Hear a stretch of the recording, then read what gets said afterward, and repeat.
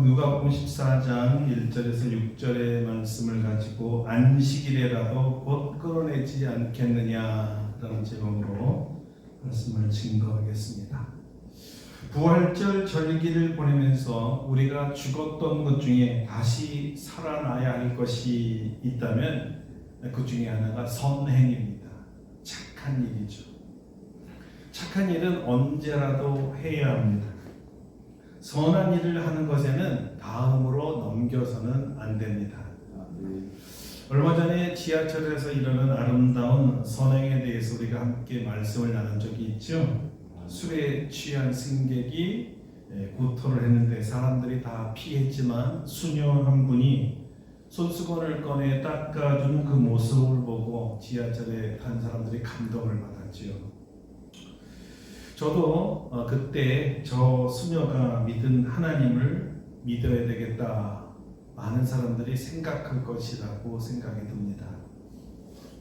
이것이 사실은 말 없는 선교고 몸으로 보이는 전도입니다. 이 이야기를 들으면서 저도 이런 일이 생기면 한번 착한 일을 해야 되겠다고 마음 먹었었는데 불현듯 이런 일이 몇 년 전에 제가 한번 했던 것이 생각이 나더라고요. 좀 오래되긴 했어요. 제가 미국에 처음으로 스포츠 선교 세미나를 가서 이제 마치고 돌아오는 때 생기던 일이 기억나더라고요. 이제 미국의 올란도에서 디트로이트 공항에서 우리가 비행기를 갈아타려고 내렸을 때에요. 잠시 머물렀는데 공항에서 미국인을 만났는데 아주 친절한 미국인을 만나서 이렇게 비행기 기다리는 동안에 이야기 나누다가 그날이 마침 주일이었습니다. 그래서 이런 얘기를 했어요.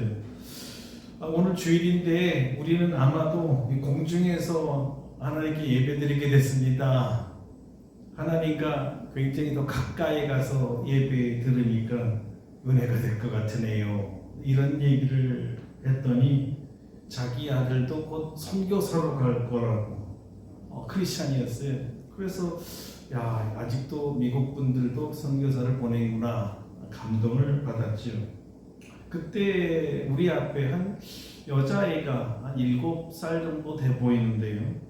부모님과 함께 손잡고 우리 앞에 이렇게 지나가다가 그냥 우리 자리 바로 앞에서 그냥 아이가 구토를 해버렸어요. 아주 심하게 구토를 했습니다. 근데 참 미국 사람들이 그런 거 보면 좀 대단한 것 같아요. 야단을 안 쳐요. 뭐 창피하니 왜 그랬니 뭐 이러지는 않더라고요. 그때 제 마음속에 갑자기 이때구나라는 생각이 들어. 이때다. 무슨 때겠어요? 우리 사모에게 여보 혹시 휴지 가진 거 있어요? 하니까 몇 장을 내주길래 제가 아빠 아이에게 건너줬어요. 이거 쓰세요. 아주 고마워하는 모습이었습니다. 그런데 너무 많이 토했기 때문에 휴지 몇 장 가지고는 안 되더라고요. 그래서 제가 여보 혹시 손수건 있으면 하나 주시오. 그랬더니 이제 애기 엄마는 너무 많이 흘렸기 때문에 공항 청소부를 불리려고 막 하던 참이었나 봐요.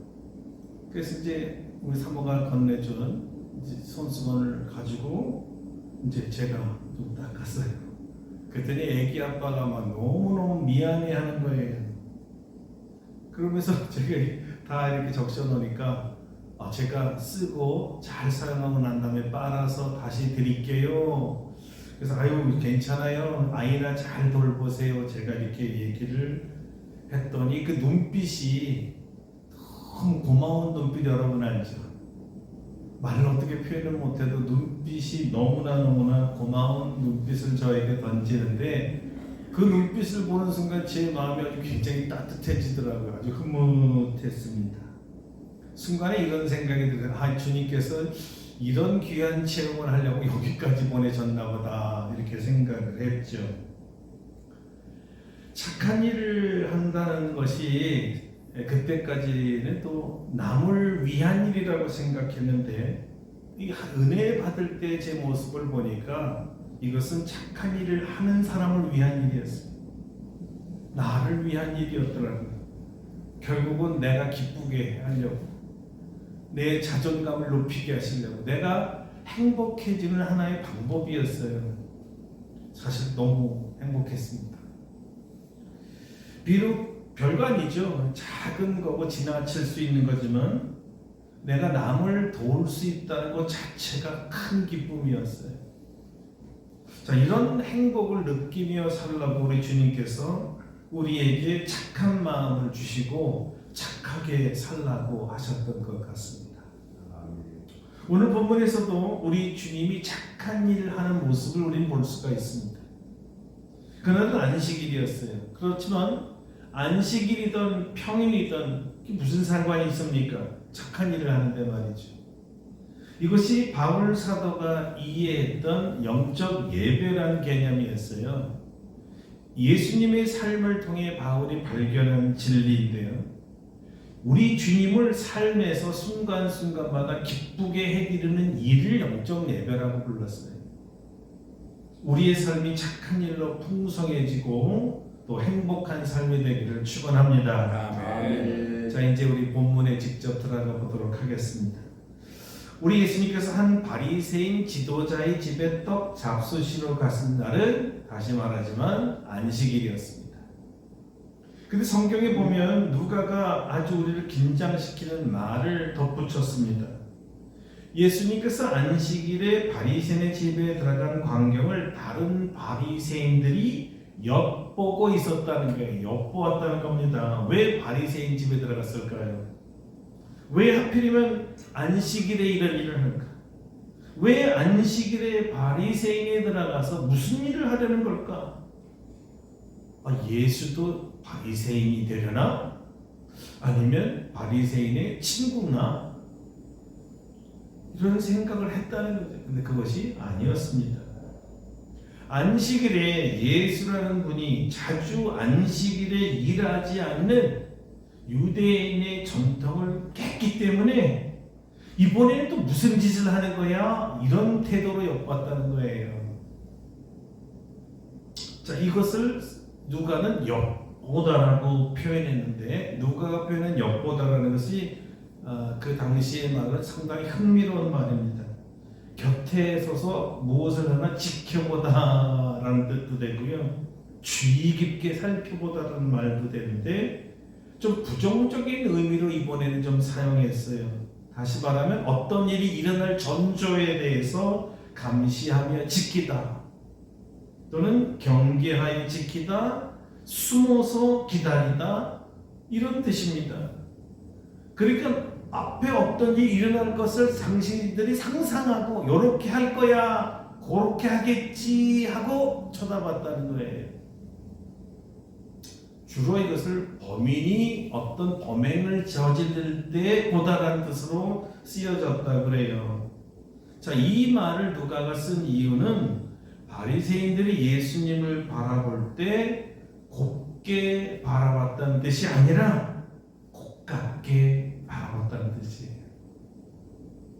예수님은 마치 무슨 범죄자 취급하며 바라보았다는 거예요. 이번에 이치가 또 무슨 죄를 지으려고 하나, 또 어떤 율법을 깨뜨리려고 하는 거야, 이런 감시의 눈이었다는 거예요.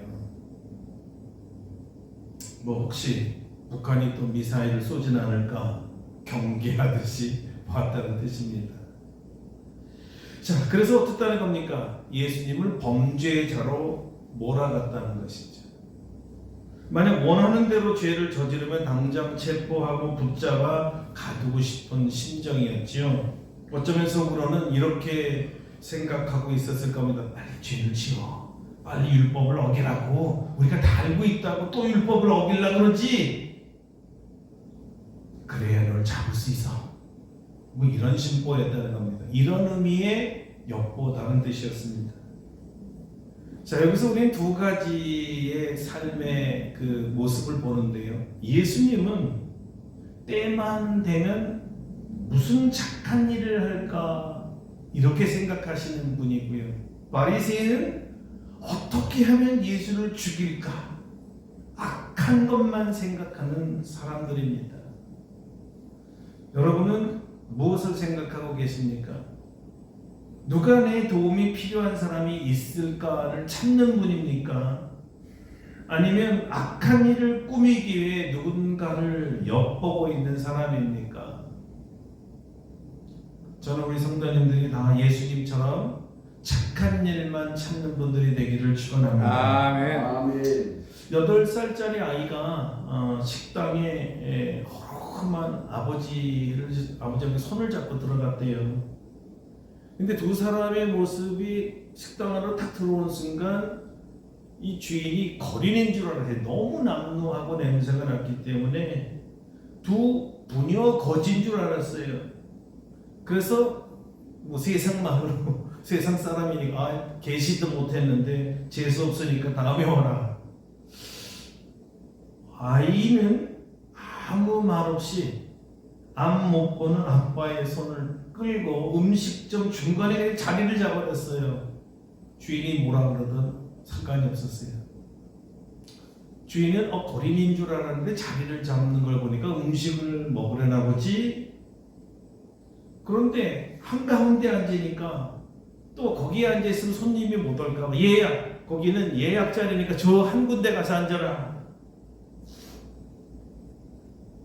아이가 아버지의 손을 이끌고 한쪽 구석에 가서 아저씨 빨리 먹고 갈 테니까 밥만 한 그릇 주세요. 오늘 우리 아빠 생신이거든. 아이는 비에 젖어서 눅눅해진 1,000원짜리 몇 장과 또 주먹 한 주먹에 동전을 다 꺼내가지고 주인 앞에 밥값을 냈어요. 그러니까 할 수 없이 돈을 받은 주인은 그럼 빨리 먹고 나가라. 그리고 순댓국 2그릇을 줬답니다. 자, 그리고 계산대에 앉아서 물끄러미 그 부녀의 모습을 주인이 바라봤는데요. 아이가 이러더라는 거예요. 아빠, 제가 소금 넣어드릴게요. 아이가 그렇게 말하고는 소금통 대신에 자기 국밥에 수저를 넣어서 자기의 간뜩 있는 순대와 머릿고기를 아빠 쪽으로 옮겨주더라는 거예요. 아빠는 눈이 안 보이니까 그저 딸이 퍼주는 대로 열심히 먹더라는 겁니다. 아빠 어서 드세요. 근데 주인 아저씨가 빨리 먹으라고 했으니까 빨리 드세요. 김치 올려드릴게요. 음식을 먹고 있는 앞을 못 보는 아빠가 밥을 받아 먹으면서 눈망울에 눈물이 이렇게 글썽글썽 하더니 떨어뜨린답니다. 그 모습을 보고 있던 주인이 처음에 그렇게 밉상스럽게 보다가 마음의 감동을 받았어요. 저 어린 것이 지 아빠 밥 먹이려고 하는 그 모습을 볼 때 가슴이 촉촉해진 거죠. 왜? 착한 모습을 보면 사람이 감동을 받는 거예요. 착한 일에 감동을 받는 거죠. 여러분, 이 딸 정말 착하죠? 아멘. 우리 딸들이 다 이런 딸 됐으면 좋겠어요. 아멘. 착한 사람은 착한 일로 하여금 보는 이 착한 일을 보는 사람의 마음에 감동을 줍니다. 반대로 악한 사람들은 늘 악한 일, 악한 말로 보는 이 듣는 이의 마음을 아프게 만듭니다. 우리 주님은 늘 도울 사람들이 눈에 보이는 분이셨어요. 왜 그럴까요, 여러분? 착해서 그렇습니다. 착한 분이에요. 그날이 안식일이든 평일이든 예수님께는 상관이 없었습니다. 언제나 도울 준비를 하고 사셨습니다. 오늘 주님께서 도우셨던 그 사람은 누구였을까요? 수종병 든 사람이라고 누가는 밝혀줍니다. 수종병이라는 것은 물집이 전신에 생기는 거예요. 그래서 몸이 많이 붓기도 하고요. 몸 안에 물이 차면 복부 팽창으로 인해서 심한 고통을 느끼기도 한다고 합니다. 보통 이제 우리가 간암이나 간경화가 깊어지면 이게 복수가 차잖아요. 그 종류의 하나입니다. 주님은 이 병자를 어떻게 보았을까요? 불쌍하게 보았습니다. 왜 예수님은 이 병자를 불쌍하게 보셨습니까? 예수님이 착해서 그렇습니다. 착한 사람은 고통당하는 사람을 불쌍하게 봐요. 착한 주님의 도움이 절대적으로 필요한 사람이라고 주님은 보았던 것입니다. 예수님이 돕지 않으면 곧 죽을 사람으로 보였습니다. 주님은 늘 도울 기회를 찾고 계셨기 때문에 도움이 필요한 사람들만 보입니다. 주님을 찾는 사람만 보이는 것이지요. 왜 도대체 무슨 마음으로 주님은 우리를 이렇게 도우실까요? 먼저 한 이야기를 들려드리도록 하겠습니다. 여기서 여러분은 주님의 마음을 알게 될 것입니다. 곰이란 다큐멘터리에서 나온 이야기입니다. 엄마 곰과 아기 곰이 이제 두 마리가 바닷가에서 여유롭게 둥글게 놀고 있었는데 그때 갑자기 아빠 곰이 나타나더니 아빠 곰이 새끼 곰을 잡아먹으려 합니다. 이 동물의 세계가 그래요, 그렇죠? 위기를 느낀 아기 곰이 바위 틈에 숨으려고 필사적으로 도망갔어요. 아기 곰 한 놈은 운이 좋게 바위 그 조그만 틈속에 들어가는 바람에 안전하고 아빠 곰이 손을 뻗칠 수가 없어서 살았는데 그만 둘째 곰이 숨지를 못하고 그만 아빠 곰 발 앞에 섰습니다.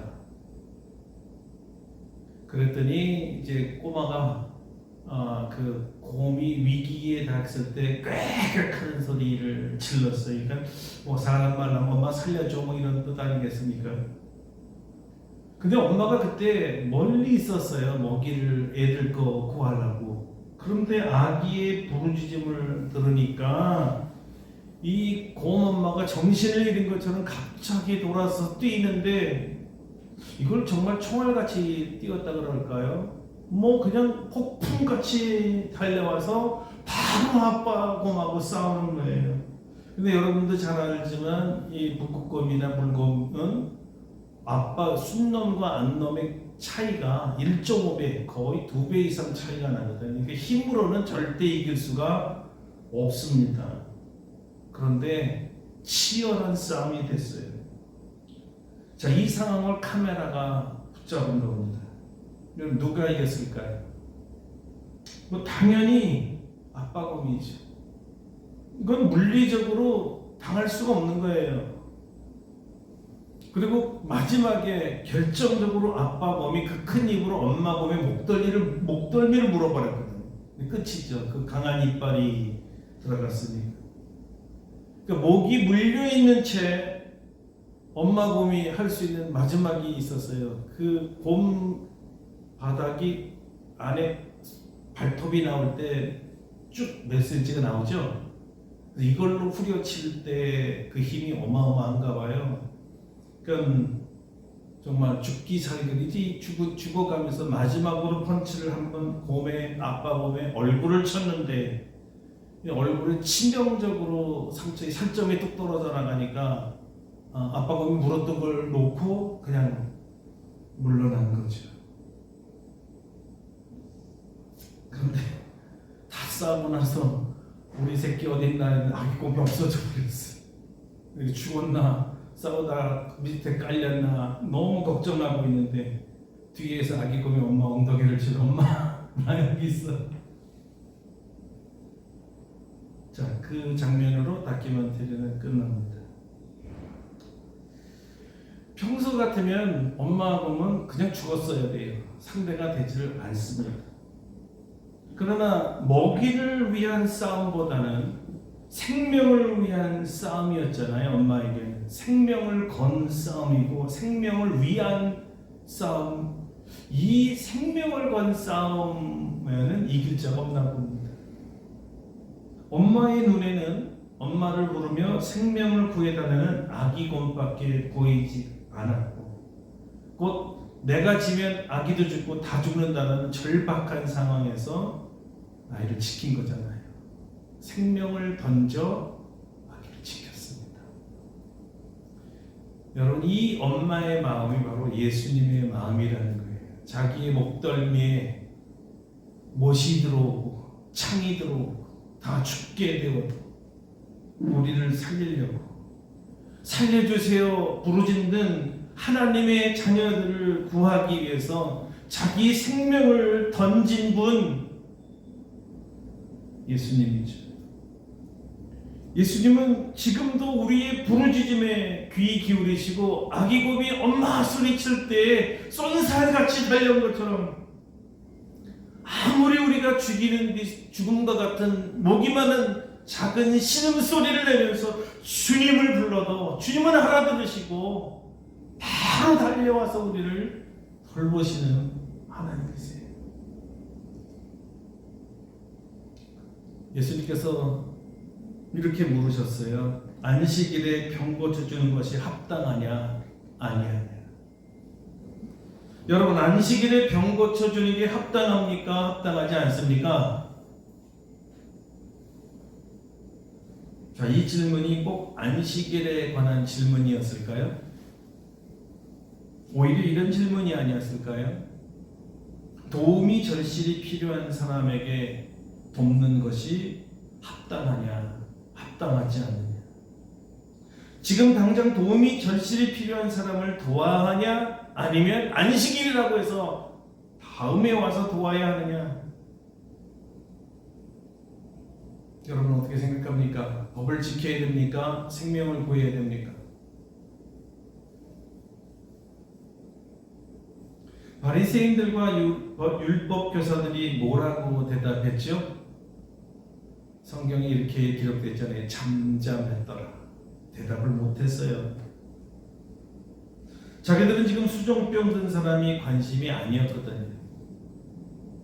그들은 예수가 안식일을 범하고 죄를 짓기만을 바랬고 그것을 엿보고 있었고 그것을 화근으로 잡아서 책잡으려고만 여기에만 관심이 있었거든요. 근데 갑자기 안식일을 지키냐 안 지키느냐의 율법에 대한 문제에서 생명을 구하냐 구하지 않아야 되느냐, 착한 일을 해야 되느냐 말아야 되느냐고 예수님 화제를 바꿔버리니까 흥미를 잃어버린 거예요. 우리는 그런 일에 관심 없어요. 지금 착한 일 논할 때가 아니에요. 예수 그런 거 얘기하지 맙시다.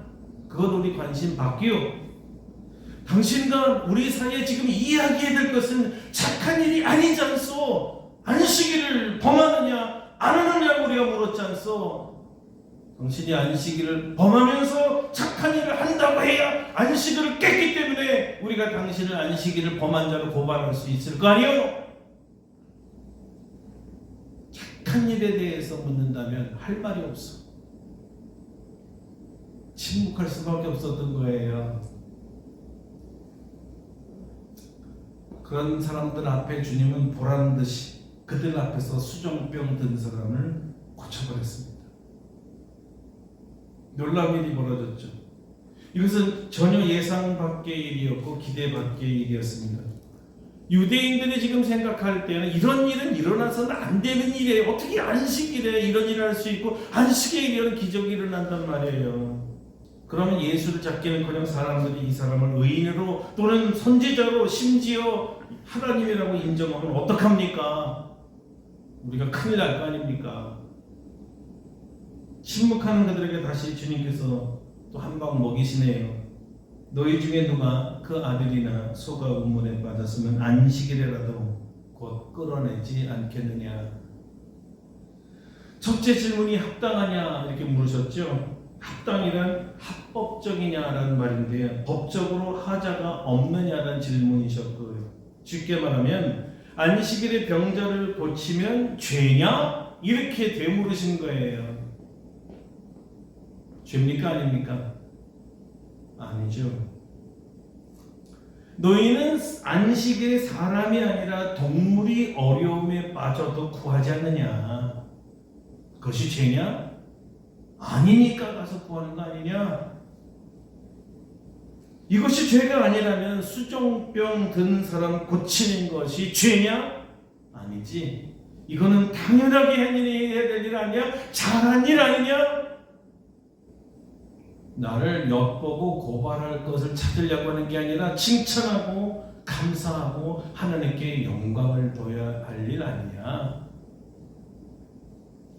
자, 바리새인들과 율법 교사들은 뭐라고 대답합니까? 더 이상 아무 말도 하지 못했습니다. 감히 예수님 앞에서 아무 대답을 할 수가 없었어요. 능력보다는 그 마음 앞에 무릎을 꿇은 겁니다. 예수님의 착한 마음 앞에 무릎을 꿇은 거예요. 도울 자를 찾는 마음과 죽일 흠을 찾는 이 사람과 누가 이기겠어요, 여러분? 착한 사람과 악한 사람이 싸우면 누가 이깁니까? 겉으로는 사회적 권세와 힘이 있는 바리새인들과 율법사들이겠죠. 아빠곰처럼. 그러나 진실을 이길 수는 없습니다. 사람을 이길 수는 없어요. 착한 마음을 이길 수는 없습니다. 세상은 바로 이런 착한 사람을 원하고 있습니다. 그리고 무엇보다 이 착한 마음을 우리 주님이 원하고 계십니다. 언제든 기회 있는 대로 착한 일을 하셔야 합니다. 우리 교회는 주님을 닮아 단순히 생명의 복음만 전하지 않고 착한 일도 병행하고 있습니다. 그 일환으로 15년 이상 기아 대책을 지원해서 떡과 복음을 함께 전하고 있습니다. 또 수년 동안 우리가 CDP 어린이 후원으로 아프리카, 아시아 아이들 12명을 지원하고 그들이 주님의 은혜로 잘 자라나서 우리보다 더 많은 착한 일을 하는 그리스도인으로 자라가기를 기도하고 있습니다.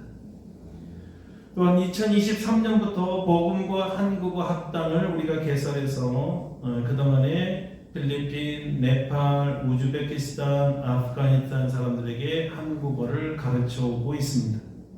10분의 교수님들이 자원하여 봉사하고 시차가 다름에도 불구하고 어떤 분들은 밤 12시 넘어서도 강의를 합니다.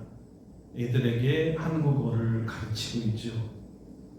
또 최근에는 미션 영어, 선교를 위한 영어를 개설해서 영어라는 언어를 통해서 복음을 전하고자 하는 모든 분들을 훈련시키고 있습니다. 여러분, 완전 은혜입니다. 좋은 말이 은혜고요. 우리끼리 얘기하면 완전 공짜입니다. 수백만 원짜리 교육을 무료로 가르칩니다. 우리가 거저 은혜를 받았기 때문에 거저 봉사하는 겁니다. 값없이 구원을 받았기 때문에 하나님의 구원을 체험한 사람은 값없이 봉사합니다. 대가를 바라고 봉사하지 않습니다. 우리 주님께서 이 착한 마음을 아시고 큰 결실을 맺게 해줄 줄로 믿습니다. 아멘. 모든 봉사의 목적은 한 가지입니다. 한 영혼이라도 구원하는 겁니다. 우리가 수많은 나라, 수많은 어린이들을 한다고 해서 다 구원받지는 않을 것 같아요. 그러나 이런 노력으로 단 한 사람이라도 구원한다면 예수님이 말처럼 한 영혼이 천하보다 귀하지 않냐느냐? 저는 늘 그렇게 생각합니다. 한 영혼을 구하기 위해서라도 예수님은 하늘에서 내려왔을 거라. 한 마리 양을 위해서 99마리 양을 포기하신 주님이라면 한 영혼이 얼마나 귀한 것인 걸 아시고 우리에게 큰 상을 내려줄 줄 믿습니다. 예수 그리스도만이 유일한 구세주임을 전하는 것이 우리의 목적입니다. 이런 착한 일들을 통해서 불신자들이 감동을 받고 예수님을 주와 그리스도로 영접하는 일이 많아지기를 소원합니다. 아멘. 여러분, 우리 교회에요 앞으로 더 많은 착한 일을 할 기회를 주실 것입니다. 우리 모두 착한 일을 해서 우리 주님을 기쁘게 해드리고 우리가 행복해지는 삶을 살기를 축원합니다. 아멘. 기도하겠습니다. 우리 오늘 기도는 간단합니다. 예수님 본받아서 기회 있을 때마다 다음으로 미리 줄 말고 착한 일 하며 살게 해주세요. 다 같이 기도하겠습니다.